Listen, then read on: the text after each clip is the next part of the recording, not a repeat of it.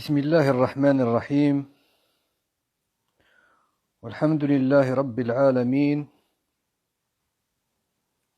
والصلاة والسلام على من بعثه الله رحمة للعالمين وعلى آله الطيبين الطاهرين وعلى من اتبعهم بإحسان إلى يوم الدين ثم أما بعد فنلتقي مرة أخرى مع درس جديد من دروس شرح عمدة الفقه لابن قدامة المقدسي رحمه الله تعالى. ولقد وصلنا إلى باب الساعات التي نهي عن الصلاة فيها. Donc on est arrivé à notre 23e cours de l'explication du livre Umdatul Fiqh d'Ibn Qudamah al-Maqdisi, et nous sommes arrivés au chapitre des heures au cours desquelles la prière est interdite. قال المصنف رحمه الله تعالى وهي خمس. L'auteur a dit elles sont au nombre de 5. C'est-à-dire ici les périodes, les temps durant lesquels la prière est interdite sont au nombre de 5. بعد الفجر حتى تطلع الشمس. Après la prière du Fajr jusqu'à ce que le soleil se lève. Après la prière du Fajr jusqu'à ce que le soleil se lève. Le dalil de cela est le hadith d'Abi Sa'id al-Khudri radiyallahu anhu ardah, la salata ba'da al-fajr hatta tatlu'a ash-shams. La salata ba'da al-fajr hatta tatlu'a ash-shams. Donc nulle prière après la prière du Fajr jusqu'à ce que le soleil se lève. Le prophète alayhi salatu wassalam a dit. Le deuxième temps, la deuxième période dans laquelle la prière est interdite, l'auteur il dit ensuite وَبَعْدَ طُلُوعِهَا حَتَّى تَرْتَفِعَ قِيدَ رُمْحٍ. Ensuite du lever du soleil jusqu'à ce que le soleil s'élève dans le ciel de la longueur d'une lance. Donc ce temps est estimé par les savants par un quart d'heure, 10 minutes, 15 minutes environ. Comme le rapporte Ibn al-Uthaymin, rahimahullah ta'ala, dans Sharh al-Mumti'. Ensuite, l'auteur, il dit, وَعِنْدَ قِيَامِهَا حَتَّى تَزُولْ. Donc, le troisième temps, ici, c'est de son zénith jusqu'au début de son déclin. On appelle cela en arabe, قِيَامُ الظَّهِرَةِ. D'accord? أي قِيَامُ الشَّمْسِ. C'est lorsque le soleil est au milieu. Il n'est ni penché vers l'est, ni penché vers l'ouest. Donc, وَعِنْدَ قِيَامِهَا حَتَّى تَزُولْ, jusqu'au début de son déclin. C'est-à-dire jusqu'à ce que le soleil commence à se pencher vers l'ouest. D'accord? Donc ce temps est très très court également. Certains gens de science l'ont estimé à 5 minutes, d'autres à 2 minutes, d'autres comme dans le Hashiyah de Ar-Rawd al-Murbi', on dit c'est le temps où le croyant ou la personne lit Surat al-Fatiha. Hein? Donc ce temps il est très très court. Ensuite le Musannif rahimahullah ta'ala il dit وَبَعْدَ الْعَصْرِ حَتَّى تَتَضَيَّفَ الشَّمْسُ لِلْغُرُوبِ. Donc ici il cite le 4e temps où la prière est interdite. Il dit après la prière du Asr jusqu'à ce que le soleil soit proche de se coucher. Donc après la prière du Asr jusqu'à ce que le soleil soit proche de se coucher. Donc le début de ce temps dépend. Donc il faut faire très attention, mes frères et mes sœurs, à ce point. Le début de ce temps qui est entre Al-Asr et le coucher du soleil, où la prière est interdite, dépend de l'heure à laquelle chaque croyant, chaque musulman aura prié. Donc certains peuvent prier le Asr au début de son temps, après le Adhan, par exemple. D'autres peuvent le retarder jusqu'au 2e temps, c'est-à-dire à l'Ikhtiyari. Donc, cela change d'une personne à une autre. Donc, le début de l'interdiction durant cette période change d'une personne à une autre.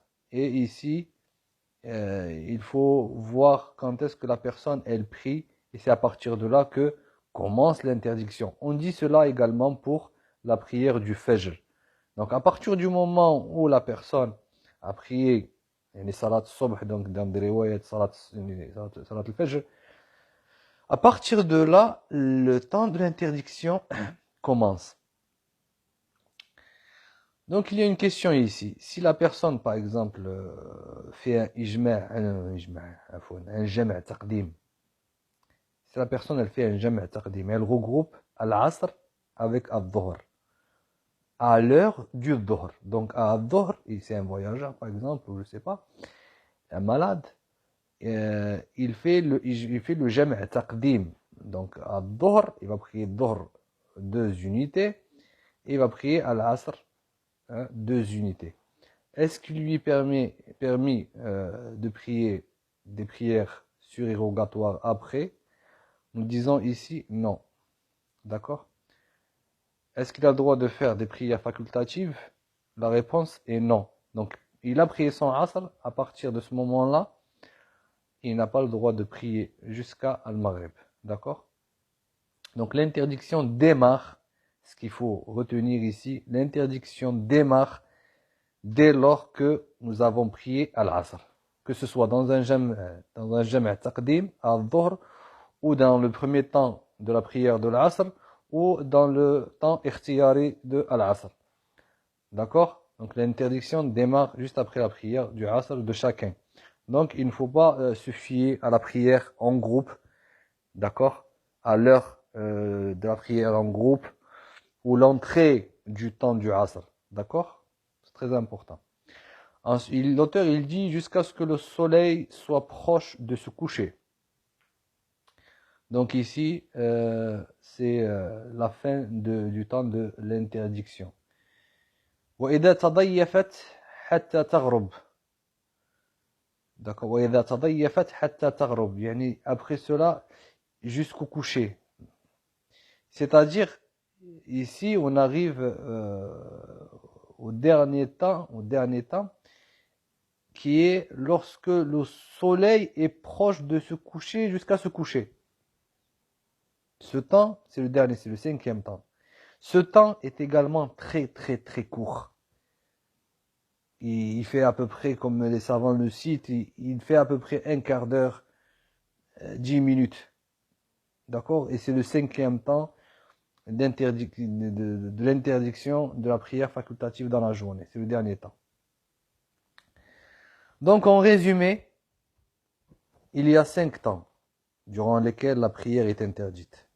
2 temps qui sont longs et 3 temps qui sont courts. D'accord? Il y a 2 temps qui sont longs et 3 temps qui sont courts. Donc les 3 temps qui sont courts sont, donc le premier, les 3 temps qui sont courts, qui ont été cités par le mu'allif, rahimahullah, il y a du lever du soleil jusqu'à ce que le soleil se lève dans le ciel de la longueur d'une lance, comme on l'a vu. Donc ça, c'est le premier temps, qui fait 10 minutes, un quart d'heure à peu près. Deuxièmement, de son zénith jusqu'au début de son déclin. Ça, c'est le deuxième temps qui est court. Le troisième temps qui est court, durant lequel la prière est interdite, du moment où le soleil commence à se coucher jusqu'à son coucher. Ça fait à peu près 5-10 minutes.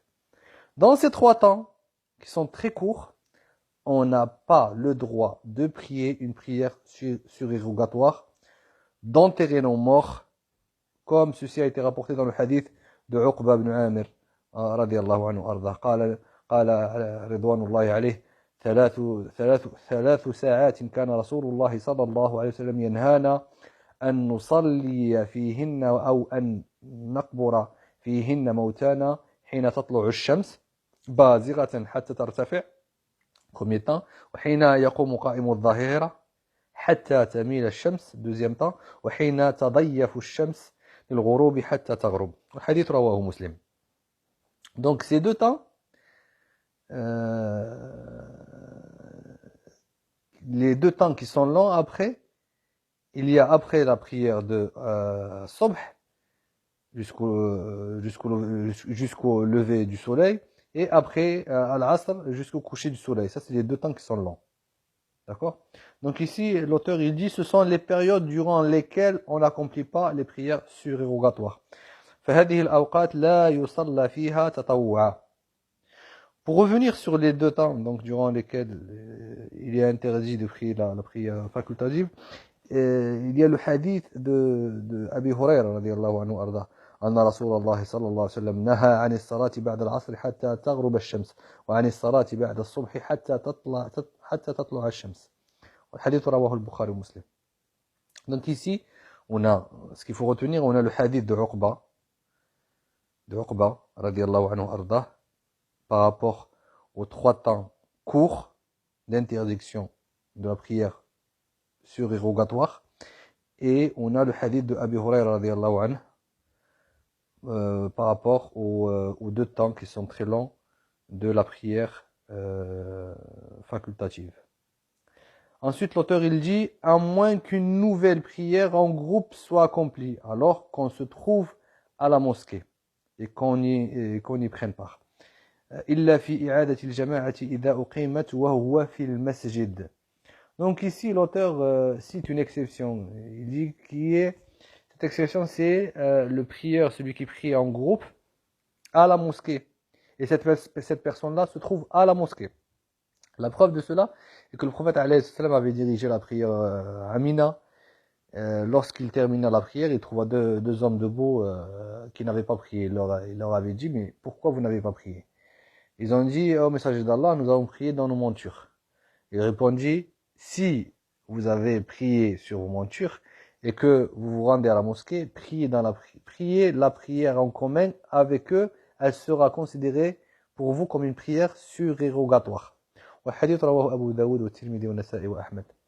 Donc dans ce hadith, cela est très recommandé de prier avec le groupe, même si la personne avait prié avant. Donc la deuxième prière sera considérée comme une nafila, comme une prière facultative, et même si ceci se fait durant le temps d'interdiction qui a été cité.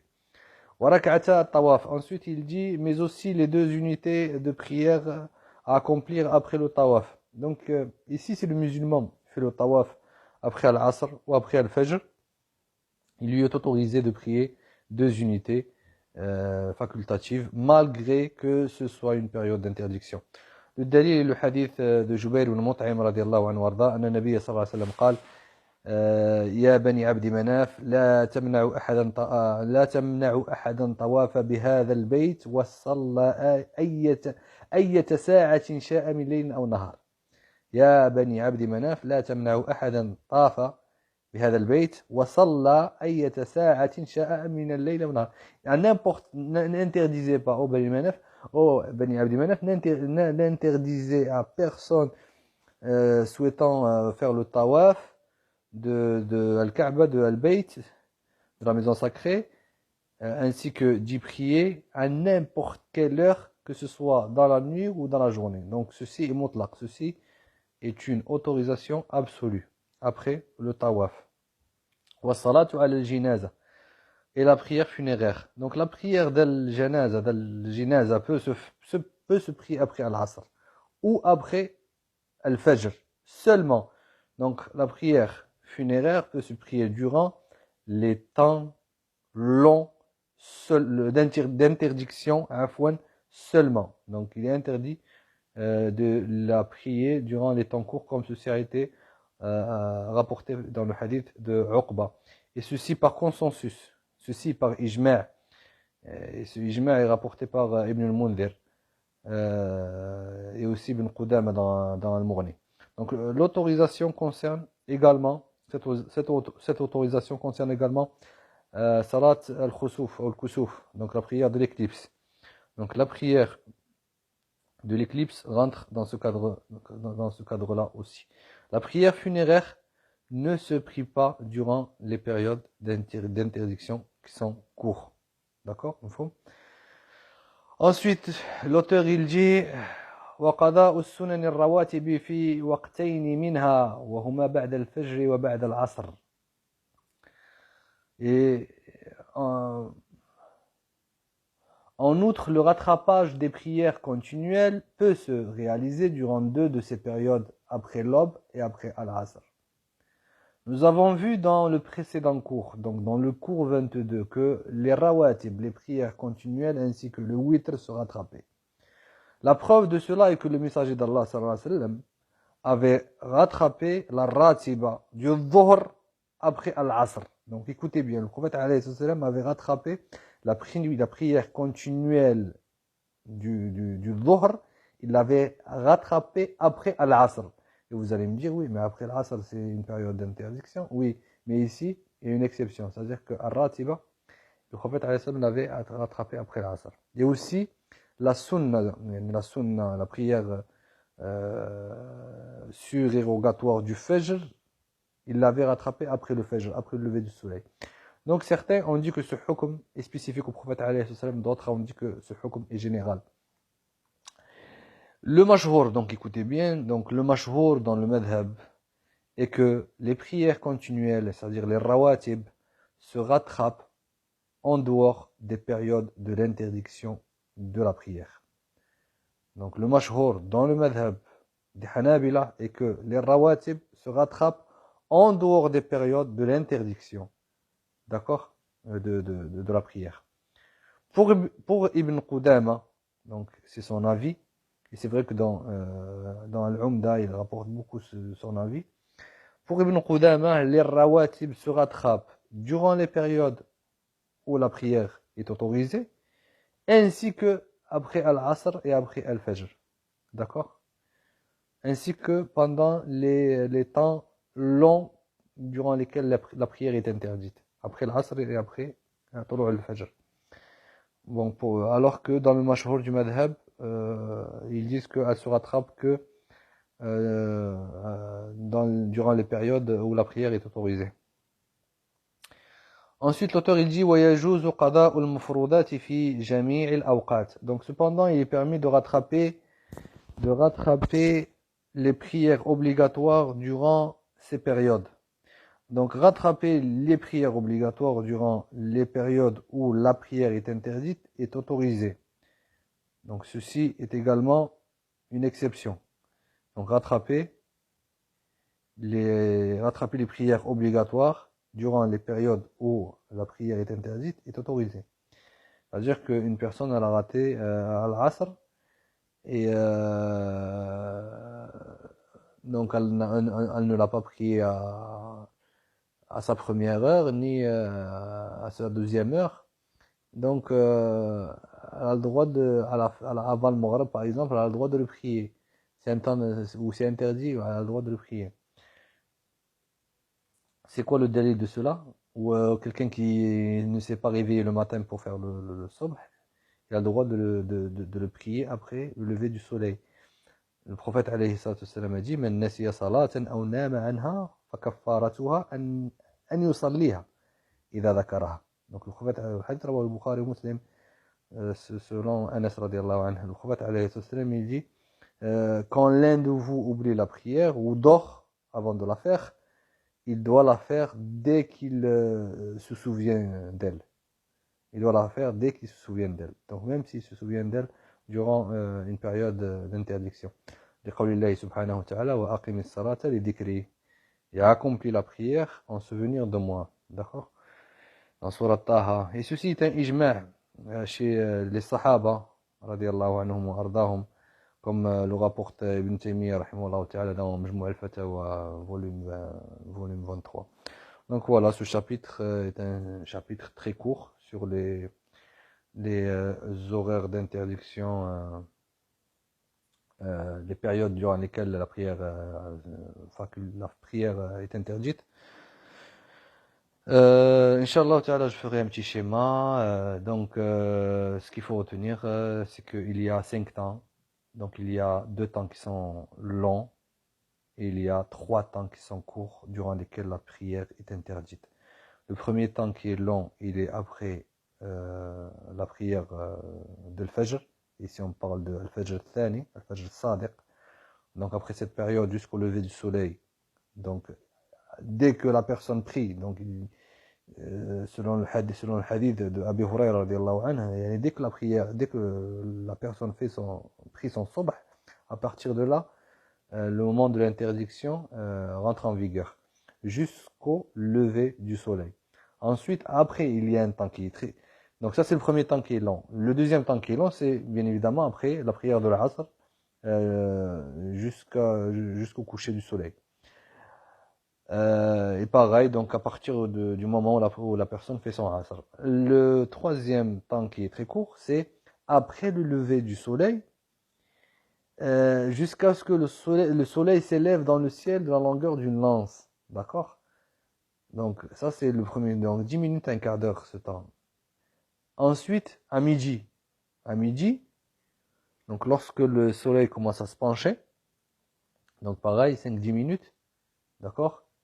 Il commence à se pencher vers, vers l'ouest. Ensuite, juste avant le coucher du soleil, lorsque le soleil commence à se coucher, jusqu'au coucher. Donc pareil, 5-10 minutes. Donc ça, c'est des temps qui sont vraiment très très très courts où la prière est interdite. هذا والله أعلم وأحكم. J'essaierai de faire un petit schéma Inch'Allah et de le poster. بارك الله فيكم والسلام عليكم ورحمة الله وبركاته.